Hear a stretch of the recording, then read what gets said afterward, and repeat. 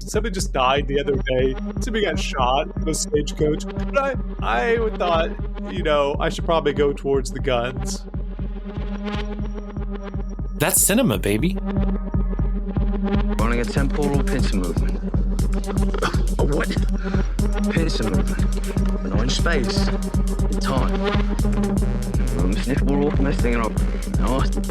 See action on it. Myślę. Running a temporal pincer movement. Hello, and welcome to The Good, the Pod, and the Ugly, a film podcast where we look at the works of famous directors or actors or special effects or what have you and talk about it. Tell you our opinions about it. This season 17, we are doing a 4x4 where each one of us picks a director and picks 4 films from that director, and we yabber about it. That we are on the finale of Ryan's pick, which is Edward Dmytryk, who he's calling the season Hacks, and this film is Warlock. I'm Ken. I'm your host, on acceptance, Thomas. And I'm Ryan. And we are joined by nobody. Squeaky Chair. Oh, Squeaky Chair, yeah. Squeaky Chair is our third co-host. I'll have you know that the Squeaky Chair, this is actually the third chair that squeaked. So. Mm-hmm. This is our last Dmytryk, the fourth of the 4-pack. We paired it with last week's film, which is The Caine Mutiny, the famous Humphrey Bogart seaman mutiny film from 1954. This week, we're not watching 1989's Warlock. We are watching and discussing, or have watched and will be discussing, 1959's Warlock, which has a few things in common with The Caine Mutiny. Uh-huh. Both were adaptations of books. Both have a Henry Fonda tie-in. Because Henry Fonda in the Caine Mutiny play was originally cast as Lieutenant Cornwall at the defense. Yeah.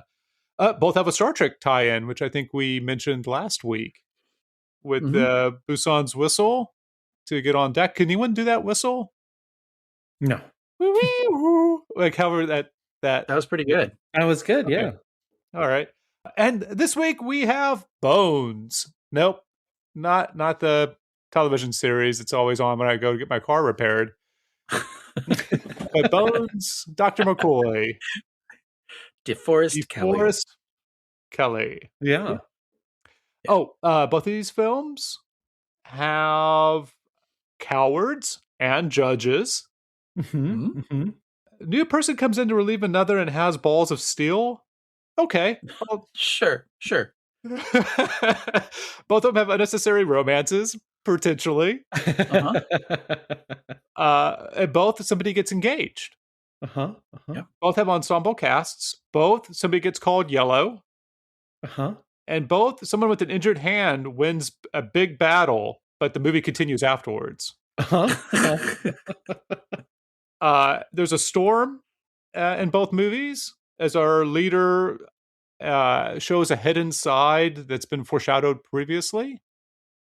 Okay. And both someone stays up late. And both films are from years on this podcast. We've not covered another film. Really? Yeah. So Warlock, Okay. 1959. No, it's before Eastwood would start to do his Italian films. Oh, yeah. He was still working on Rawhide at that time. Warlock, 1959. My first watch. You, Ryan? Well, I brought this film to the group, and this is my fourth watch. Holy living shit. You've seen this You've watched movie this film 4 more fucking times than the movie. times? Yes, I have. And you lived? I did. It didn't put you in a permanent catatonic state not to get to reactions. No. Not only that, but Okay. I would be watching it right now if we weren't recording. So Holy cow. we worship Warlock in this house. Well, the fact that you chose us over Warlock says a lot about the quality of Warlock. Wow. It's a pretty low bar. We're not at reactions yet. And Ken, I take it you've only seen this once. Yes. And please don't shoot me. But the last 45 minutes, I put it on 1.25 speed. Wow. It's significantly better because it was like the banter from Murder My Sweet, where it's like, pat, pat, pat. Well, speaking of another Dmytryk film, the same Linzer for Mirage later shot this film, Joseph McDonald. Mm-hmm. I could not tell. I didn't see anything that would suggest that to me. It was just a little bit of research. Sure. Yeah, there's one shot in this movie that's totally cool, and you could see being in a black and white film. So the movie was adapted from the book Warlock. The title, though, in France, last week we had Ryan explain this whole thing about England and a different title about a hidden room in America. But in France, this wasn't released as Warlock. It was instead released as The Man with Colts of Gold. The Man with the Golden Guns. That makes sense. Yeah, which sounds a little bit like a 007 film, like a James Bond. It definitely does, yeah. But it did make me think that that's a more apt title than Warlock, because it's okay. So like Troll 2 didn't have any trolls in it. Famously, it was just retitled because Troll 1 was popular. Right. You know this, right, Ryan? Yeah. So I was thinking maybe the same thing happened here, like kind of like the movie Wages of Fear. None of the songs, it has no songs by the band Fear in it. And some people have this dumb thing where they're like, "Oh, the never-ending story, the movie ends." But like, I understand how finite sets and can encapsulate finite sets through non-Euclid geometry. So, but like 88 minutes lasts longer than that and shouldn't, right? So those are where the titles really get me upset. Or 8mm being shot on 35. Whatever. But the worst of all those is probably Sorcerer. A great film, but very misleading. Completely agree.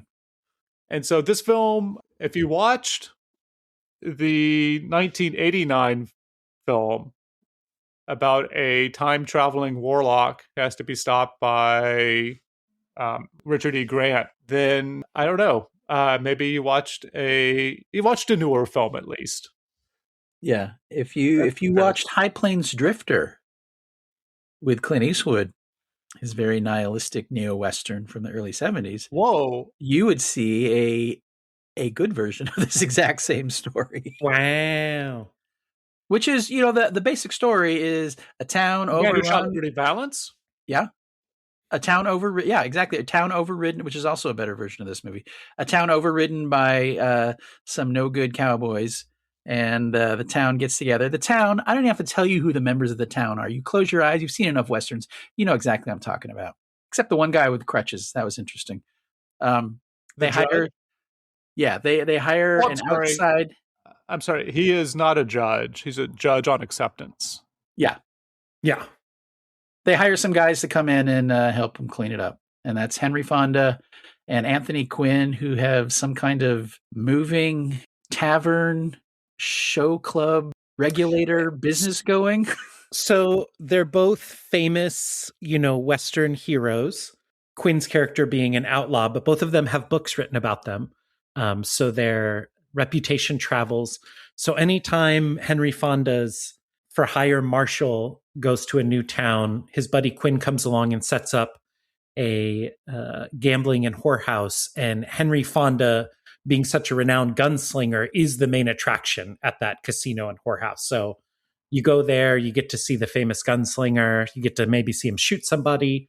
It's how they make their living. But no one comes into town for that. Is that the movie? Wait a minute. Did I watch the wrong movie? No, that's in the movie. That's stated. I just don't see anybody coming into town that isn't trouble. It's like, let's go in that town overrun with those no good outlaws just to see Henry Fonda maybe shoot somebody. Well, and maybe get a little whoring and cards in. Yeah. Well, I mean, the saloon is always busy, if that's what you're talking about. Maybe. It does seem like the town goes from nobody. So the movie opens with like a night with, I guess, what would be a trucker in the 1800s coming into town. He's just got a big barrel being carried behind him on some horses, and he says like, "Oh, they're here." And then the cowhands come in and run off Sheriff Thompson and disgrace him. Then they have like a town council, and it doesn't feel like there's a lot of people in the town. Yeah. But by the time the Fonda character shows up, there are a lot of people in that bar. So maybe that's what happened. It just you have to be a little smarter or you have to be like an attentive watcher of the movie. But to me, it just felt like the townspeople were in town. And then Richard Widmark plays the brother of one of the no good, dirty scoundrel cowboys, who's kind of with them, but then is not with them, and then ends up becoming a deputy. And he falls in love with this lady with the last name Dollar, who comes to town on a stagecoach and she has a background with Fonda and Quinn.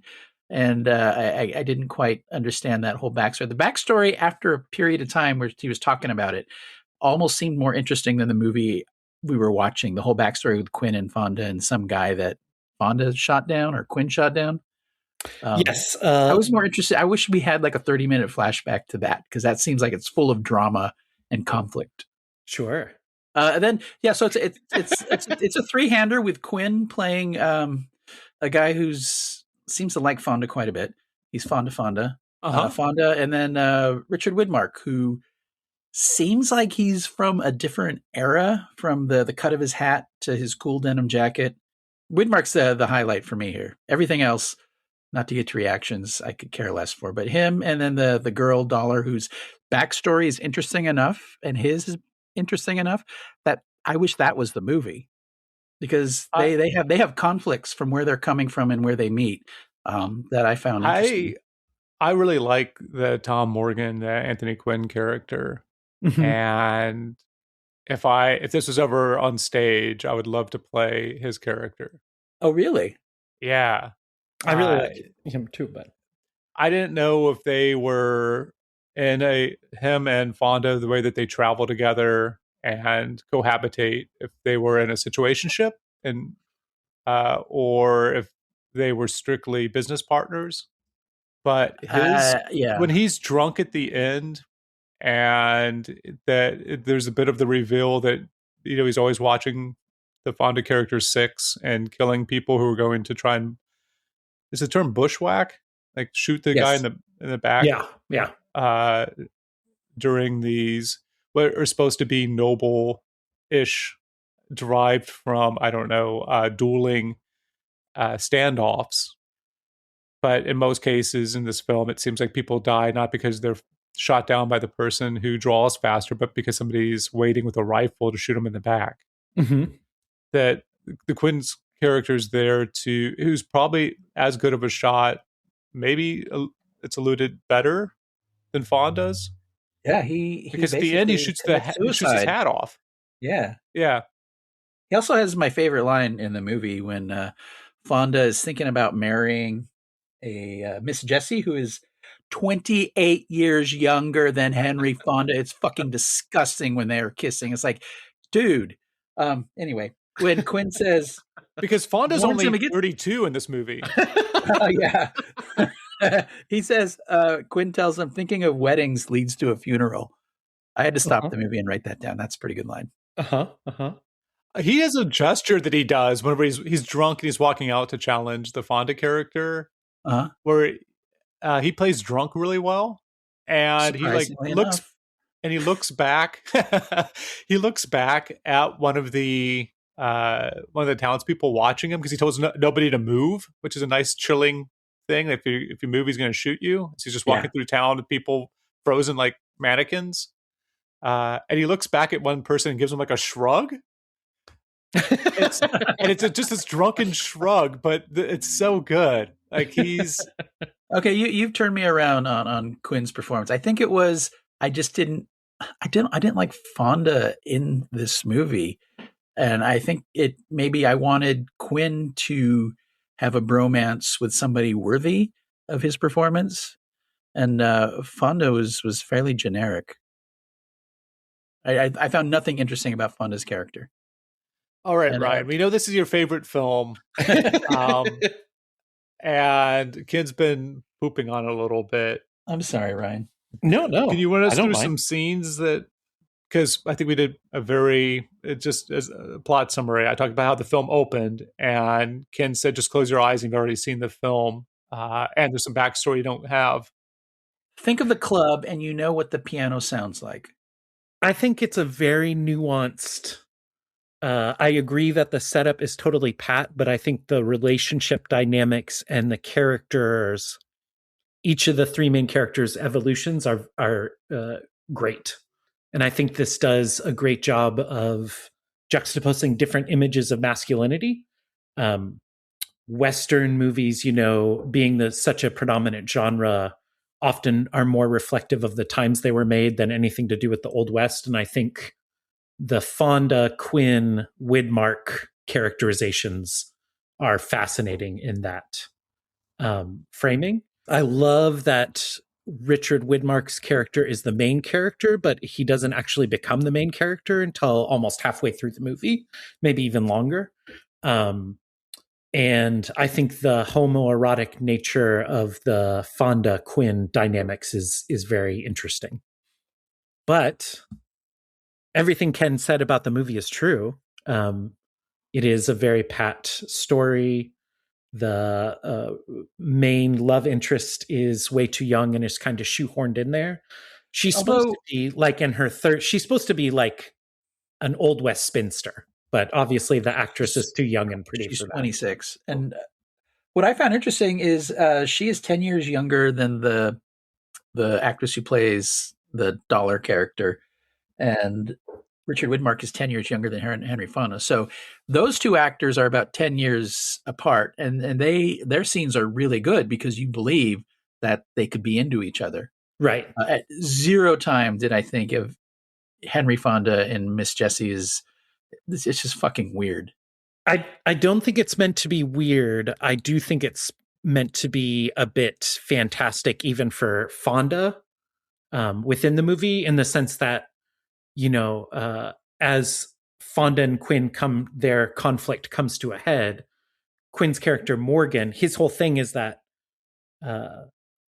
staying in this town, having a happy life is a fantasy for Fonda's jaded gunslinger. And so I think it works on that level where it's never meant to really be believable that he could settle down with this lady. Yeah, I don't know if that comes out in the text of the movie.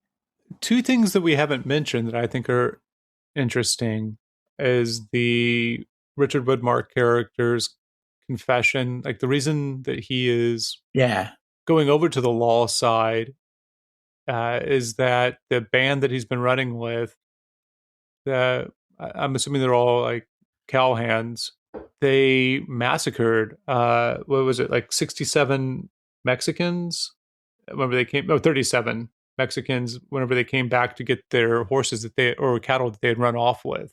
And they straight up they blamed it on as Native Americans. Yeah. Yeah, that's a great scene. That's why I'm telling you the Richard Widmark stuff. I was like, this guy's interesting. I wish there was less Fonda and less Quinn.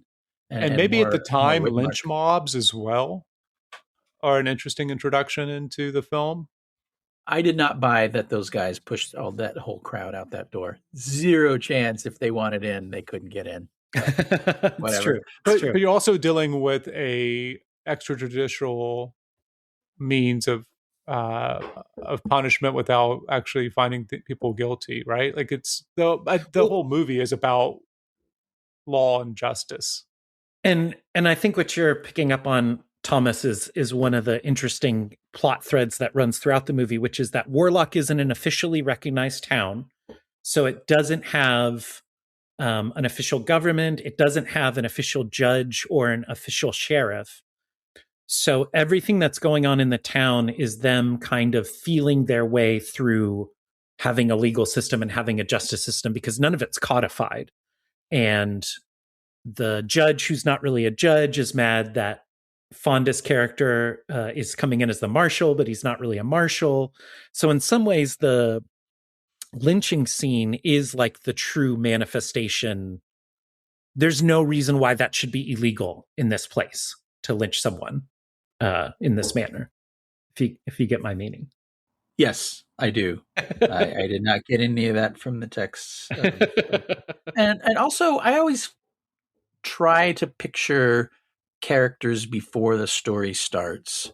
And Fonda and Quinn have a backstory, but I have a hard time picturing both those guys going town to town, one guy being hired as a marshal to clean them up, and the other guy opening up a gambling whorehouse, traveling gambling whorehouse.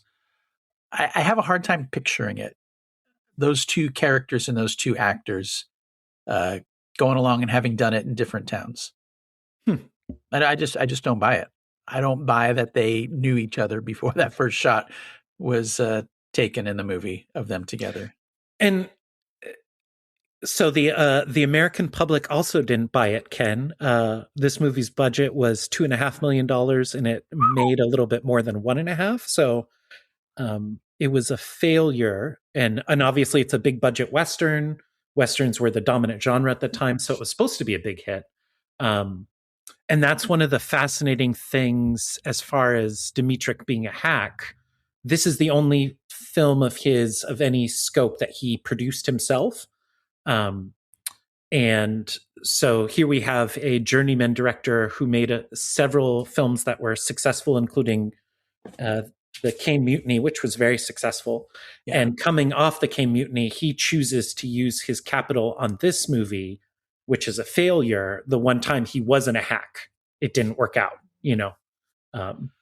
Well, it feels like they overthought it. It's like, well, this is what's successful. Let's just do this with a slight variance and hire 3 stars to fill those roles and let the money roll in. Well, and this is also fascinating because High Noon was brought up in the last picture, but I think this movie was intended to be part of that High Noon. And is it Rio Bravo, the Wayne rejoinder to High Noon? Yeah.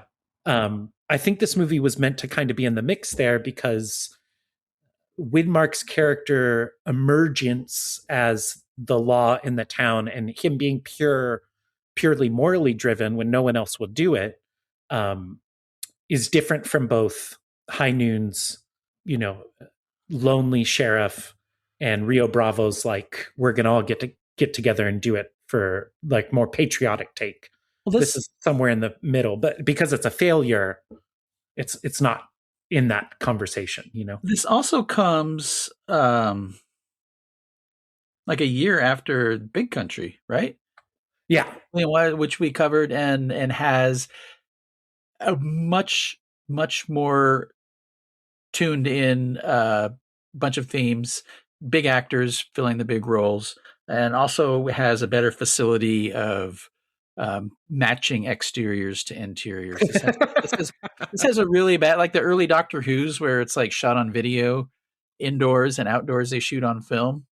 So one thing, so I like this movie enough, I bought the Blu-ray, and the cuts available online are not, in my experience, HD quality. And the cinematography for this was really helped by that. I don't know that problem wouldn't be there if you saw this version, Ken, but the exteriors are phenomenal. Obviously not filmed anywhere near the sound stages of Hollywood. They are stunning in that way that those big color Westerns, they would go out to Utah or New Mexico or wherever and shoot these beautiful locations with these huge vistas in the background. And then they would go to an obvious set, you know, the walls shake when the door closes, that kind of stuff. And the dissonance, it just drove me batty here. Sometimes, mostly it doesn't bother me. Like last week's movie, The Cane Mutiny, it didn't bother me when they would go from a set to exteriors and whatnot. It was good because they shot a lot of it on practical sets. But this one, it drove me fucking nuts. Thomas, did we lose you?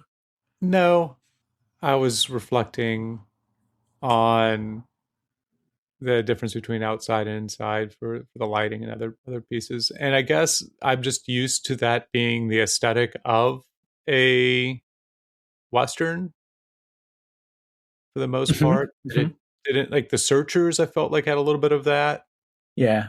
And so I just assume that that's what I'm going to see. And so it didn't bother me. I think it was just more pronounced because usually it doesn't bother me either. I'm pretty accepting of it. But this time I just think that the overlighting of the interiors, there's one scene where she has a lamp where it's like, okay, well, this is like finally something quasi practical in an interior location. I don't think it matched well as far as a consistent. Yeah. I mean, just listening to the commentary for the Caine Mutiny and how a lot of those shots are framed, it is very difficult to light for Technicolor at the time. Yeah. So that is one of the reasons maybe that you're seeing that change of temperature tone between. Yeah. Well, there's one shot where Fonda bursts in, and when he puts Widmark away, but there's a scene where he bursts in and he's in silhouette. It's a gorgeous shot, probably the best interior shot of the entire movie. I wanted more of that, I guess. I don't know. That was interesting, at least. Well, and I think... Go on, Thomas. I just think it's pretty brutal when Widmark gets his hand knifed into a table. Yeah. When he's getting beat up. Like, I wasn't quite expecting that. And this is after his brother's been shot. Mm-hmm. So I think the other thing that we haven't mentioned is the very end of the film and that final showdown between Widmark and Fonda seems bigger. It seems like a big deal. Like maybe the movie thought it was a big deal, and that's why I felt that it was. But to come out there with the golden guns, prove that you could shoot faster with your right hand, prove that you could shoot faster with your left hand, and then to walk away seems like a high noon style move. And this is also like 3 years before Liberty Valance, but it does remind me of that. No, I think I completely disagree because he has that little smirk. He just killed his best friend, and yet he does the little thing to prove himself and then throws the guns down, has that little smirk, and just walks off. Fuck you, dude. You just fucked up this entire town. He walks off with a little smirk. Like he's like, oh, he's the brave hero because he didn't shoot Richard Widmark. Oh, no, I mean, I obviously have a whole different take on this movie, but I don't think that's the intention of the final scene. I think why is he smirking? Because what he said would happen at the beginning happens by the end of the film, albeit in a much different way than it has happened to him in the past. And he can't be there because he can't let go of his machismo. And Widmark's character is like a more well-adjusted person. He's capable of actually, governing or being the law in this place. And Fonda has the right instincts, but is just trained in this gunslinger world and can't let go of that to be happy. I think you're looking for the man who shot Liberty Valance, which we covered on a previous 4x4. No, that's totally in the pack. And it's but I don't. I think I just bump up against Fonda. I just don't buy him in this role at all. I think based on a lot of your criticisms, Ken, which I think are well-founded, this is... So I found this movie early in the pandemic, and it was the first time I'd gotten into old Hollywood movies that weren't in some way postmodern or self-critical. And this is just a very straightforward coded Western film. It's trying to be like every other Western you'd seen before up to this point, with some little character flourishes, which are obviously probably from the book, which I think probably has a richer story given all of the characters' backstories, which you think are more interesting than what we see, Ken. It's so Hollywood coded and so pat that it's only in the small nuances that anything interesting has happened. And for me, there are enough of those small things that this makes for a really engaging motion picture. But if somebody wanted to get into old westerns, this is the last thing I would recommend to them. Yeah, but William Wyler's The Big Country the year before made pacifism, equated that with heroism. And that feels like a bold movie that takes a lot of familiar Western tropes and then throws in something like that. It feels revolutionary. And this is the era those movies were coming out. I think if you put this up to that movie and Liberty Valance, then I don't even know why you would watch this one. Because you have everything you want from this movie in those movies with a better cast, tighter themes, and a director who is not a hack, unfortunately. I think that's one of the things that hobbles this movie is that it's so conventional. I think you have to squint to see some of those themes. Yeah, I would agree, but I don't think the dynamic between the main three characters is, I think, what is unique about this. And while those other films that you call out, along with just stuff like Unforgiven or High Plains Drifters, you pointed out earlier, they drill down into one of these three types of characters, but I don't really think there's any movie that has all three of these archetypes bumping up against each other. And for me, that's enough. Okay. Yeah, I do like that.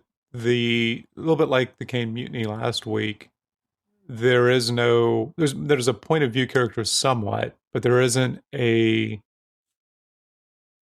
Philip Marlowe. Yeah, well, there's not a particular, I wouldn't say either one. I think this is like an ensemble cast. Yeah, it's a three-hander. There's no real protagonist. Yeah.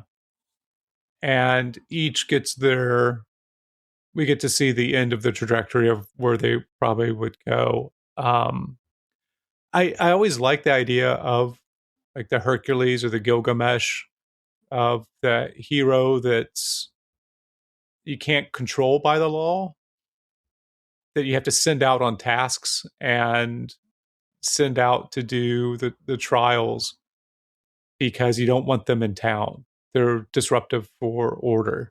Right. And I think that this film helps capture that in a way that, like the Liberty Valance, I like this film better than Liberty Valance. Me too.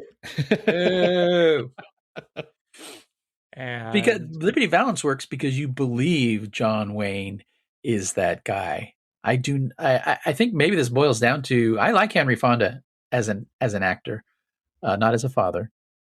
And I just didn't buy him for a single second. Like when Quinn, like you were talking how much you like Quinn, and you talking about it made me like, I actually liked him quite a bit too.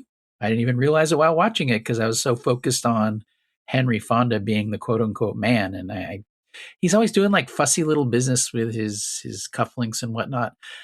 Nothing about it felt authentic. And then you have Quinn chewing up scenery. Then you have Widmark, who feels like an actor from a generation after Fonda, where he's kind of haunted and conflicted.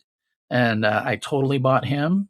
I think Fonda is just a weak link for me. Just didn't work for me. I think Fonda is going for a type of characterization that he wouldn't really get to until Once Upon a Time in the West. Yeah, he's great in that. I think he's trying to play this role as a villain, but the script isn't there the script isn't fleshed out enough in that fashion for him to come across as Eastwood in Unforgiven or his own character in Once Upon a Time in the West, where it would be really obvious that he's kind of to what Thomas said, that he's not really fit to be in the town. He can protect it to an extent, but he's too morally conflicted to actually be a good citizen, I think you're giving his character too much self-awareness, and the script does early, but there's no way this guy exists. I just don't buy it, I guess. I mean, imagine like Lee Marvin playing the same character with the same cast, same movie. Fucking great. Yeah, he would give Widmark a watch at one point and be really happy about it. Yeah. We even talked about that last week. I mean, just to break it down, so, Fonda's character comes to town. He's a hired gun. He sits down at the table with the town elders and is like, I'm going to clean up the town, but you're going to come to hate me. And then, unlike the past towns that he's been in, he falls in love. He can see himself having an actual life here. And his bestie, Quinn, starts getting upset and saying, like, that's bullshit. You are not a law-abiding citizen. You're incapable of having this life. And then everything goes the way Fonda would like it to go. But the outcome is catastrophic for him. He loses his best friend. In a fit of rage, he sets the salon on fire, giving his bestie a Viking funeral. And then he has to walk away because he finally realizes that he is too terrible, to just live a life. He's not meant for civilization. Yeah, it's that bullshit theme of to tame a land like the United States, you need men who will be out of place once it is tamed. Yeah. And I think when we talk about that liberty balance, I find that to be total bullshit. And I think this movie wants to be that, but I don't know if it's Dmytryk and his hackness just not getting to it. I just didn't feel it the way I did in those other movies. I think what's interesting for me about the film is also similar to what you're bumping on, which is he's trying to smuggle in a bunch of nuance while presenting a grand, big budget Hollywood Western. And he's not adept at that. He's not used to working at the scale. He's not used to working with these kinds of, with such a big and talented and famous cast. And it maybe gets away from him. He had a pretty big famous cast in the K Mutiny, and he did fine with that. Van Heflin wasn't that big a deal at that point, or Van Johnson, I don't think was a big deal yet when that came out. But he worked with Dmytryk a lot. Yeah, that's true. I like that they give DeForest Kelley's Curly some time on screen. Yeah, he has a good. He evolves as a character too. Yeah. In a way that you wouldn't necessarily expect from a sixth build role in a movie like this. He does steal the scenes he is in, for sure. Like, I couldn't even, it's McCune is like the main bad guy. I had no fucking clue who that was until for the end. Like, they kept talking about him and he shows up. Like, which guy is he? I can't tell. DeForest Kelley, he shows up and he's fucking great, man. Nails his few scenes, and it might be because we're so familiar with him. Uh-huh. But McCune just doesn't pop. Like the way some of the seamen pops in the K Mutiny, some of those subsidiary actors. Yeah, I don't know I still don't know who he was. I'm not even sure who Richard Widmark's brother was. It's fascinating what you bring up about Widmark too, because one of the other interesting things about this movie is this was meant to be his big. He's first billed in this movie. He has the most interesting character. This was the movie that was supposed to make him a leading man, and it didn't work, and he never got that chance again. You mean mainstream? Because he had been the lead in some noirs and some other smaller pictures. But some great noirs, some of the best. Yeah, I agree. Yeah. But this was the movie that was supposed to bring him into popular culture as a Henry Fonda-esque leading man, and it didn't work. I mean, he shows up for that role of being like a leading man. I don't think the movie serves him well enough for it to have worked. Yeah. I'm a big Widmark head, so. Oh, me too. That was why I initially watched this, because I was looking.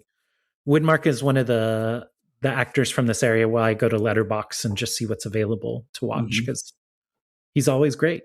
Yeah, agreed. So from the first two movies, the black and white movies that we watch for this portion of our 4x4, I felt like there was some interesting sequences, like somewhat experimental or a little bit like a Hitchcockian sequence. Yeah. Or the dream sequence in Murder My Sweet. So I thought it was interesting for these two films, whenever you go to Technicolor, you don't have maybe because they're depicting war and a Western, that's not part of the Dmytryk style or a flourish. He really is a hack. Like those are potentially in the script or an idea that he might have had with a little bit of pull to lower budget. But for these two films, they're pretty straight down the barrel, right? Yeah. Like there's not a lot of, they're definitely, to my mind, intended to be movies and not film. They're meant to be a source of entertainment and maybe some reflection, some issues, but not anything that's advancing the medium. Yeah.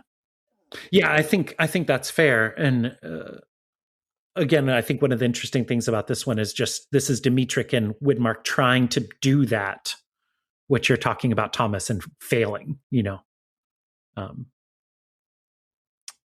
least failing in such a way that you'll watch it at least 4 times. Yeah, I mean, I think this is probably my favorite. I'm not a John Ford guy. The way he juggles tones in his films is really jarring to me, and I'm only so on the Duke as a leading man, so that's just not my bag. But what other people get out of John Ford movies, just in the sense of like, for Ford fans, a mediocre Ford Western is better than most other Westerns. And that's what this is for me. I just think this is great. I love all the characters. I'm fine with the pace, which is rather slow.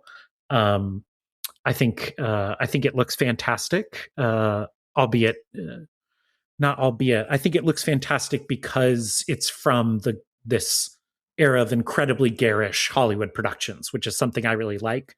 So the really false sets, that doesn't bother me. That's like a plus instead of a minus for me on a movie like this. But yeah, I understand. I think, Thomas, you had kind of a middling reaction, and I know Ken dislikes it. And like I said, I think all those criticisms are well-founded. Well, I don't understand. So another thing that bugs me, and it's the generic quality of this, is that there's no real sense of geography. When you're in the town, it seems like a backlot, because you never get the you never really get the sense how it exists geographically. Like I'm thinking of the town in High Plains Drifter. Yeah, no one goes into or fully leaves this town. Like there's stuff that takes place outside of the town, and then there's stuff that takes place inside the town. And there are moments where you think that they're going to interrupt the movie to do like the Universal Studios backlot stunt show. Because that's what it looks like. It just looks like a generic backdrop, and they have all the signs, and they just paint Warlock on them when they probably had another town's name the week before when they shot a different Western there. Yes, I think that's true. Yeah, I never understood. Like I forgot occasionally that this was a mining town. Maybe right. I had no idea like where the ranch was or the mine. And so there's a moment where there's like a meet cute, and the gal says something like, "Oh, just out riding, going to that other place that exists in the script." And he's like, and then Fonda's like, "Okay, I believe you, not really." And then he calls her out on it. She's like, "Yeah, there's that other place in the script.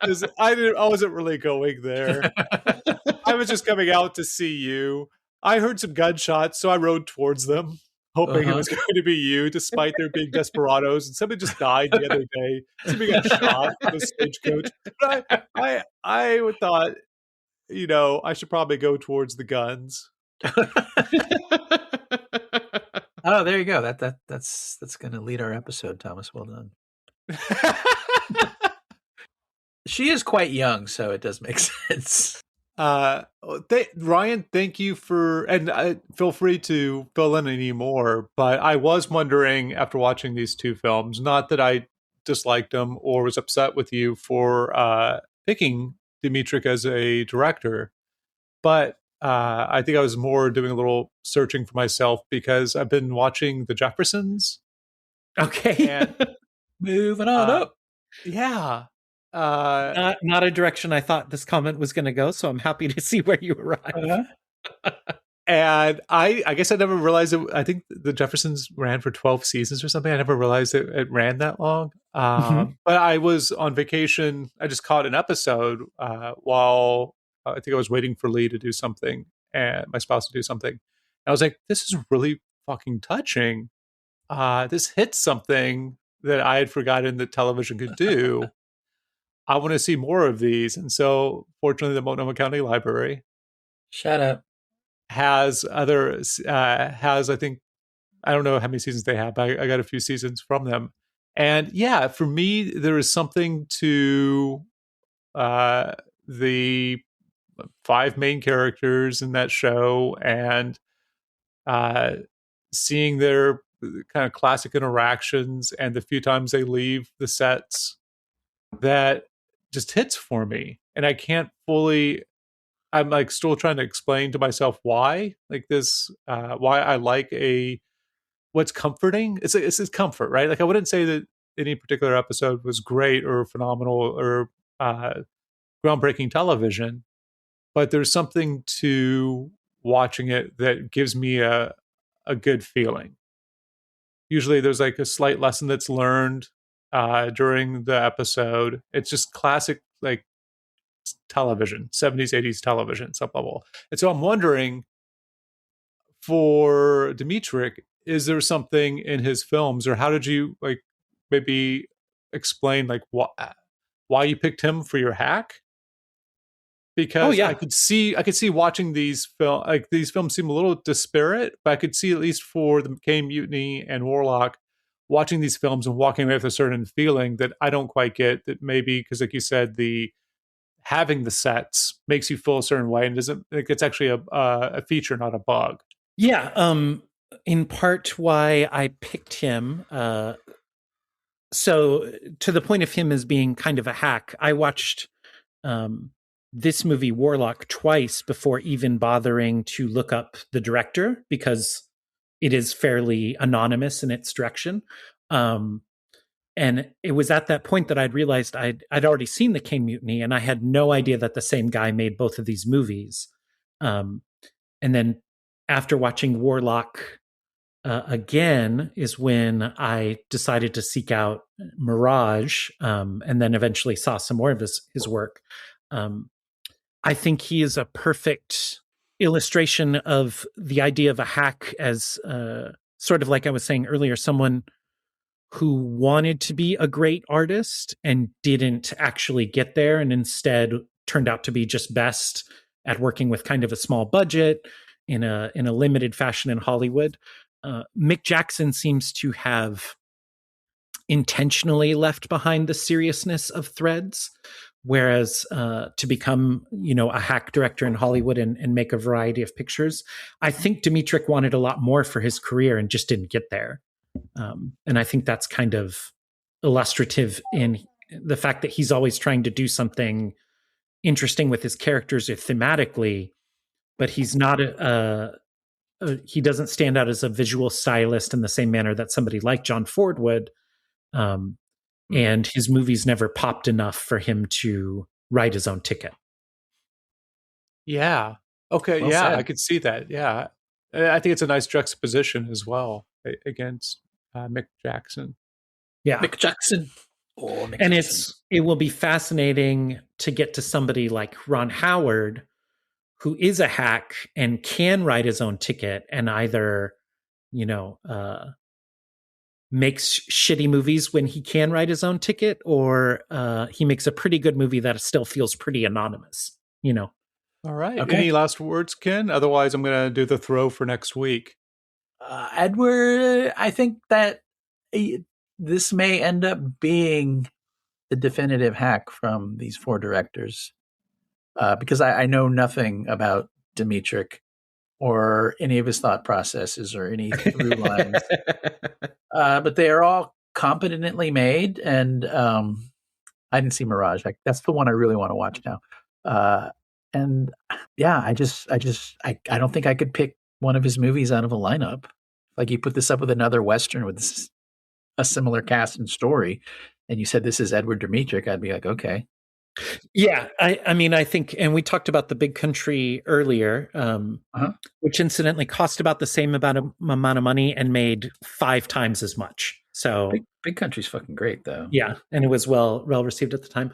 Wyler worked in a lot of genres and really was intentionally trying to be kind of anonymous in his filmmaking, but the character work is always really detailed and nuanced. Mm-hmm. And he has this kind of perfectionist lens of trying to capture, grand images. Dmytryk doesn't have that, Yeah. This has been a very enlightening first 2 directors that we've watched. So that sets us up for the next one, which I'm not looking forward to. Next on The Good, the Pod, the Irrelevant. Ken Kuth moves into the model pod he's been trying to sell to keep the pod together. His son, Michael, Jack Kuth, discovers his cousin might not be his cousin. His brother and professional magician, Tom Kuth, explains the difference between tricks and illusions. And Tobias, that old blowhard, gives up his musical aspirations in Tobias Industries to return to being an anarchist. There are dozens of us. Your Ron Howard impersonation is spot on, Thomas. Oh, man. I should have practiced or tried. So, next episode is going to be Grand Theft Auto, not the video game. And we're pairing that with Jesus fucking Christ. No, we're not pairing it with Jesus fucking Christ. A different movie. Yep, but close. It's a Hillbilly Elegy. Yikes. Can't wait to see it. I also want to see what Glenn Close is getting up to in that one. I'm Glenn Close. Yeah. Yeah, she's here next. Line. I feel like Glenn Close has to now appear in every episode of the Ron Howard 4x4, Ken. Okay. And Jack should be joining us for those. Since he picked this. Well, picking Ron Howard is one thing. Ron Howard has made so many movies. It's fine. But this particular pairing, and then Da Vinci Code, and Cocoon. Cocoon's the only one I'm kind of looking forward to. There are good movies in Ron Howard's filmography, like Splash. We'll talk about it in the next 4 episodes. I'm really excited for these. Not because I like Ron Howard at all, but because I don't like Ron Howard. So let's go. Yes. Right. Oh, it's a Howard Johnson. I was thinking of something else. I thought maybe he owned hotels. Hojo? Yep. Anything else for Dmytryk? Is that it? Thank you. Thank you for watching these 4 movies. Thank you, Canada. Blame Canada. In space. Running a temporal piston. In space. Running a temporal piston. In space. Running a temporal piston. In space.